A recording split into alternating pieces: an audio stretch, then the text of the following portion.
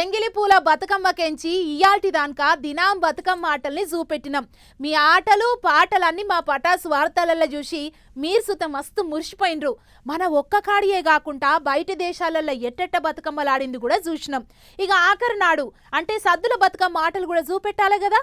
అందుకే తెలంగాణలో బతుకమ్మ సంబరాలు చూపెట్టేందుకు తయారైనాం. ఇక చూడుండ్రి. చల్లగా బతుకుమని మన బతుకు కోరే బంగారు బతుకమ్మ సంబురాలు 9 ఒద్దులు కన్నుల పండుగ లెక్కనే సాగినాయి.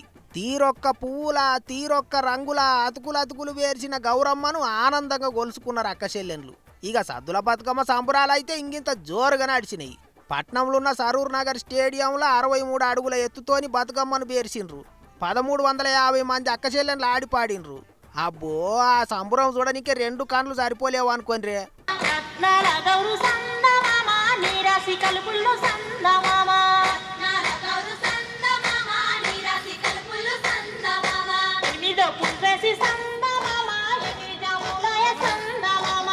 ఇక ఈసారి ఎట్లన్నా సరే రికార్డు కొట్టాల్సిందే అన్నట్టు తయారైనరు కాబట్టి అనుకున్నట్టే అతిపెద్ద బతుకమ్మ అతిపెద్ద జానపద నృత్యం కింద 2 గిన్నీస్ రికార్డులు కొట్టిండ్రు.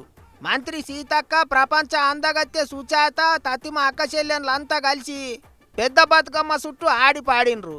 మొత్తానికి అట్టిట్ల చేసి మన పూల పండుగను రికార్డులకి ఎక్కిచ్చిండ్రు అన్నట్టు. ఇక అదట్లుంటే పల్లె పట్నం అనే తేడా లేకుండా వాడన బతుకమ్మ సంబురాలు అంబర అన్నంటినాయి.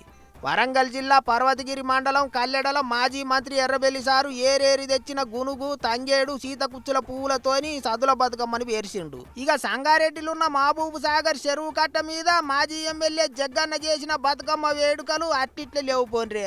అక్కచెల్లెన్లతోని కలిసి జగ్గన్న ఆటపాటలు జోరుగా నడిచినాయి.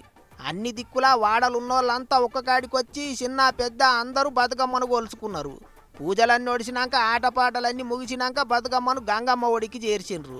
మొత్తానికి పోయినేడు కంటే ఈసారి ఇంకింత ఘనంగానే అవుతున్నాయి బతుకమ్మ పండుగ సంబరాలు.